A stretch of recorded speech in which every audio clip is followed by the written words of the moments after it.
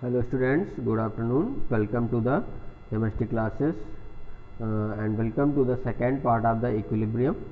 Today in this part we will discuss about the equilibrium between gases and liquids. So as we know that gases can be dissolved in liquid, but all the gases are not soluble in all liquids. So at a particular temperature, the solubility of gas in particular solvents depends on its pressure. As we know that as the pressure increases, the solubility of gas into the solvent also increases. But when a gas is dissolved in a solvent at a particular temperature and pressure, a dynamic equilibrium is established, which can be shown in the as follows. So there is also a limit. You can compress any gas into the liquid. Above that point you cannot mix any gas in a solvent. Okay, so now at equilibrium, the rate at which gas molecule passes into the solution become equal to the rate at which dissolved gas molecule come back into the gaseous phase. Means when they dissolve and after that they will come out again. So this condition will continue. This is known as the equilibrium condition. Okay, so as mentioned above, the solubility of gas in liquid depends upon the pressure. This is given by a law that is known as the Henry's law. Okay, so what is the Henry's law? This law was given by the William Henry in 1803. The law can be stated as follows. What does say this law? The mass of a gas that dissolve in a given mass of solvent at a particular constant temperature is proportional to the pressure of the gas at equilibrium. Means any mass of any gas at constant temperature will be equal to किसके pressure के. Means m directly proportional to small p. If you remove this proportional, then one constant will come here, that is known as the k and p, and this k is known as the Henry's constant. Okay, so now limitations of Henry's law. So Henry's law is applicable to ideal gases only. However, the law can be applied to real gases at low pressure when the real gases approach to behavior of ideal gases. Okay, the law is not applicable to those gases which undergo a chemical change in the solution. Means ऐसी gases पे applicable नहीं होता है जो chemical change show कर दें gases. For example, the law can not be applied to the ammonia which react with water to form ammonium hydroxide. So for these type of gases, this law is not applicable. The law cannot be applied to those gases which dissociate into ions in the solution.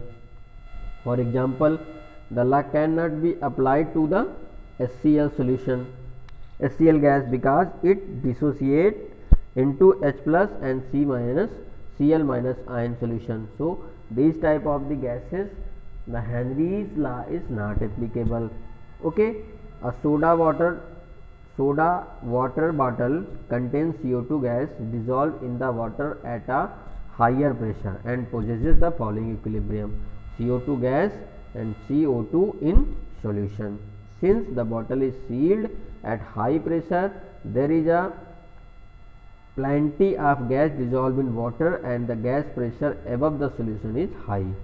When the bottle is opened, the pressure gets lowered and become equal to the atmospheric pressure. Therefore, the dissolved CO2 gas fizzes out rapidly to reach a new equilibrium corresponding to the atmospheric pressure. ठीक है, जैसे आप बोतल खोलते हो तो वो gas release होती है और वो गैस क्या होगा, अपने आप को इन्वायरमेंटल या एटमॉस्फेरिक प्रेशर के इक्वल कर लेगा.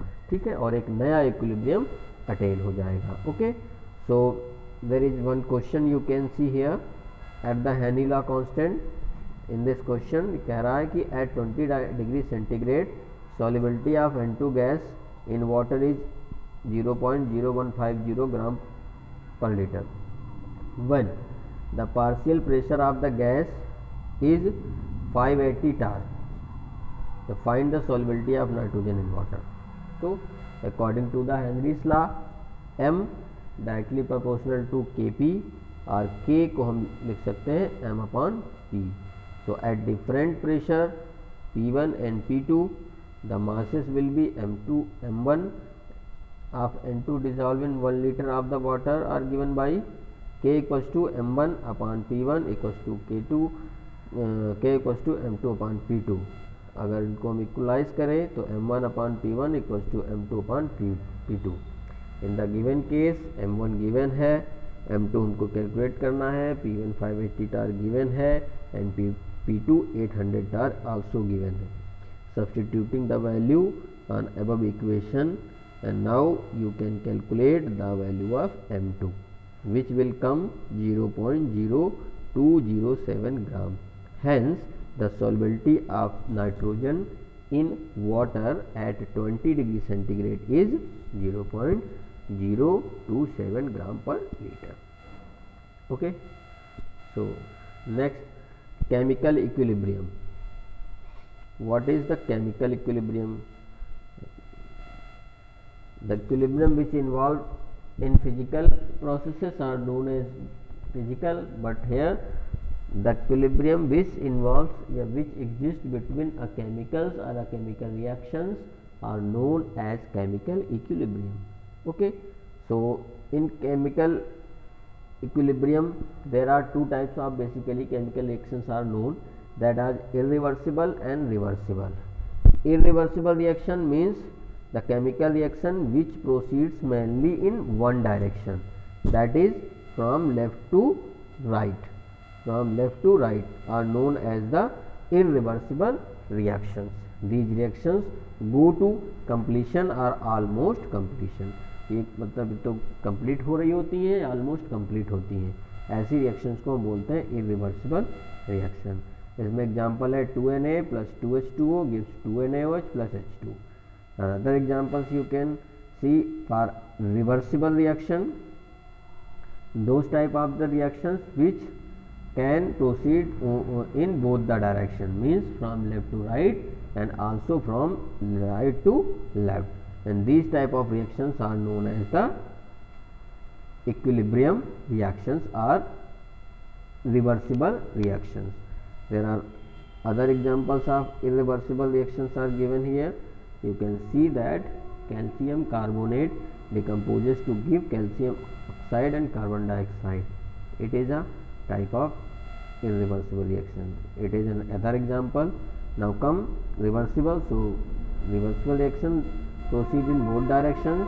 For example, A plus B gives C plus D, then C plus D again break to give A plus B. So this condition is known as the reversible reaction. Some examples of reversible reactions are 3Fe plus 4H2O gives Fe3O4 plus 4H2. Other N2 plus 3H2 gives 2NH3. So these reactants are converted into the product, but these product again break to give reactant. So these type of reaction will move in both the directions. So they are known as the reversible reaction. So chemical equilibrium and its dynamic nature. So in order to understand the attainment and meaning of the chemical reaction equilibrium, now let us consider a equation, that is A plus P gives C plus D. When the reactant A and B are mixed together and gives product C plus D, then what will be what condition will develop? That is, if you draw a plot between rate of the reaction and time, so you can see here the rate of the forward reaction and rate of the backward reaction at a point become equal, and this condition is known as the chemical equilibrium. Okay, so chemical equilibrium is a particular state of reversible reaction in which the forward and backward reaction occurs at the same rate and the concentration of all the reactant and product remain constant. Okay, so the concept of the chemical equilibrium can be understood by the following example, that is H2 plus I2 are combined at 2717 Kelvin temperature and gives hydrogen iodide. Okay. So dynamic nature of equilibrium. What is the dynamic nature of equilibrium? So according to the dynamic nature of equilibrium, when the concentration of the reactant and concentration of the product become equal, means at a point they cannot be converted into each other, then that condition is known as dynamic equilibrium. Okay. Now come to the characteristics of chemical equilibrium. So first is constancy of the observable properties.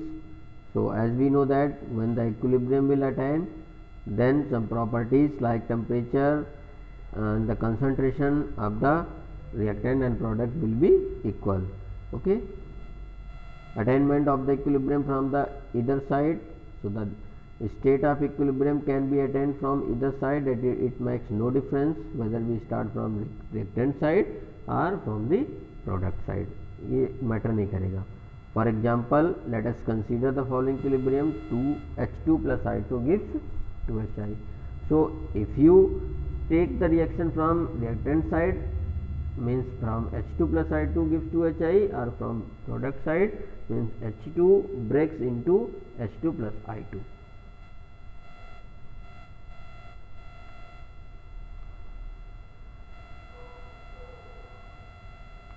Next, the equilibrium cannot be attained in open container, because in open container the vapors will go out in the environment and there will be no possibility of attainment of the equilibrium. Equilibrium point remains unchanged in the presence of a catalyst, means if any reaction is at equilibrium and you are added any catalyst, so then there will be no effect of the catalyst on the equilibrium, means catalyst does not affect the equilibrium, because the function of catalyst is that they can only initiate the reaction but not alter the reaction. Okay.